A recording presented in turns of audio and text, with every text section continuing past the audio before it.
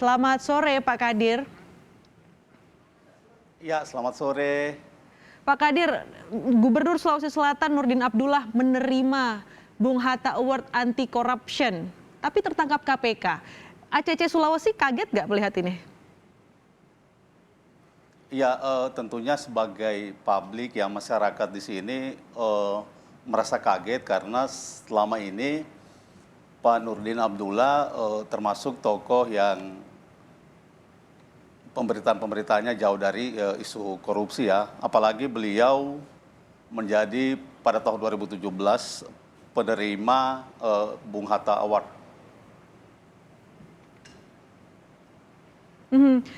Tapi melihat Gubernur Sulawesi Selatan Pak Nurdin ini sebelumnya kan sudah menjabat 2 periode sebagai Bupati Bantaeng. Apa memang sudah berita soal bersihnya, soal integritasnya itu sama seperti yang berita di nasional begitu, bahwa memang orang ini inovasinya tinggi dan juga bersih, berintegritas? Iya, itu terima Bung Hatta Award itu pada saat beliau menjabat sebagai Bupati Bantaeng. Jadi penerimaan Bung Hatta Award itu bukan sebagai Gubernur Sulawesi Selatan. Iya, jadi kami juga sebenarnya mempunyai catatan terhadap Pak Gubernur Nurdin Abdullah ini. Jadi bisa mungkin dinilai atau dilihat terkait dengan sengkarut hak angket DPRD pada tahun 2019 kemarin. Nah, di situ kemudian juga muncul dugaan terkait dengan ada mainan proyek, kemudian juga ada terkait dengan dugaan tindak pidana korupsi.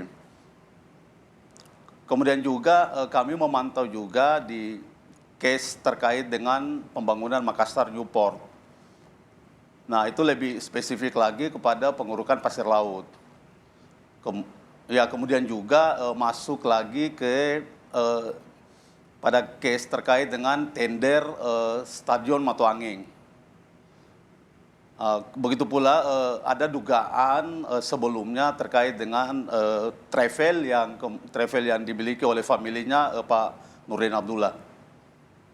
Ada beberapa itu catatan yang kemudian ada beberapa catatan dari yang ACC dipantau oleh Sulawesi ya. publik di Sulawesi Selatan. Tapi melihat kasus ini begitu, yang ditangkap kontraktor yang namanya diketahui tidak jauh dari Nurdin Abdullah semenjak dia menjabat sebagai Bupati Bantaeng di situ. Apa yang Anda lihat dari orang-orang yang ditangkap saat ini di KPK? Apa yang bisa dilihat kasusnya dari sini? Meski KPK saat ini belum menaikkan status ya. Ya, kalau case-nya sendiri kan kita belum bisa mendahului KPK ya. Kasus apa yang kemudian disangkakan kepada Pak Nurdin ya, kita belum bisa untuk kemudian menjawab itu. Tapi kalau dilihat terkait dengan orang yang kemudian diambil oleh KPK bersama Pak Nurdin, ada satu nama Pak Agung sebutlah. Ternyata beliau ini kerabat atau kemudian rekan yang sudah lama kenal dengan Pak Nurdin Abdullah.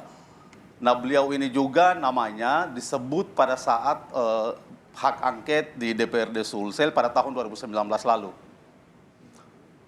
Nah, artinya kalaupun juga dilihat pada case yang sudah pernah diributi di publik, bahwa memang ini orang yang ditangkap sebutlah Pak Agung tadi berarti bukan orang luar atau orang jauh dari Pak Gubernur Sulsel. Bukan orang jauh dari Pak Nurdin begitu. Beberapa kali proyek-proyek Bupati saat dia menjabat menjadi Bupati Bantaeng ini sudah terlibat bersama gitu ya proyek. Bisa dijelaskan lebih jauh soal itu, kedekatannya seperti apa? Iya, kedekatannya itu bisa dilihat pada saat hak angket DPRD Sulsel pada tahun 2019 kemarin. Jadi ada namanya itu kemudian disebut oleh salah seorang ASN yang menyampaikan di depan DPR maupun di publik bahwa ada nama yang diduga kuat untuk kemudian main proyek. Salah satunya ini orang yang kemudian ditangkap oleh KPK pada dini hari tadi. Oke. Kalau melihat kasus ini dan melihat orang yang ditangkap, apakah ini dikenal seperti karakter Pak Nurdin begitu, yang orang yang ditangkap bukan orang jauh dari Pak Nurdin, apakah memang kinerjanya dia selalu begitu dikelilingi dengan orang-orang dekatnya atau seperti apa kinerja Pak Nurdin ini? Iya, ini kan bisa dilihat dari tali temali kekerabatan, kemudian tali temali bisnis untuk kemudian melihat case yang ada. Karena ketika kemudian nama yang dirilis atau kemudian yang beredar itu ada nama salah seorang rekanan itu, kami tidak kaget lagi karena hubungan kedekatannya bukan pada hari ini, tapi sebelum-sebelumnya sudah mempunyai kedekatan dengan Pak Nurdin Abdullah. Oke, kita di Jakarta kurang begitu mengerti soal apa saja proyek yang sedang berlangsung di Sulawesi Selatan, di Provinsi Sulawesi Selatan. Anda bisa jelaskan ada berapa banyak proyek infrastruktur di sana yang mungkin bisa mengaitkan dengan kasus tangkap tangan KPK ini, Pak Kadir? Sebenarnya saya tidak mau masuk ke case ya karena tidak mau melangkahi kewenangan yang dimiliki oleh KPK. Tapi yang saya jelaskan tadi terkait dengan sorotan-sorotan kasus oleh publik Sulsel selama periode Pak Nurdin Abdullah.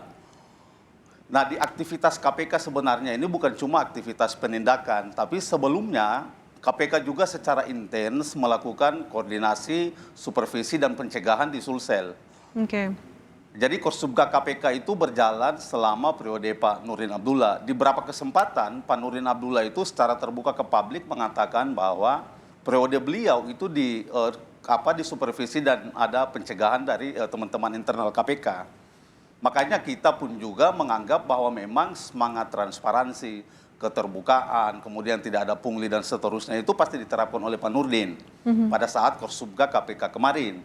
Tapi fakta OTT pada dini hari tadi ternyata merubah semua asumsi itu atau merubah sebuah fakta itu.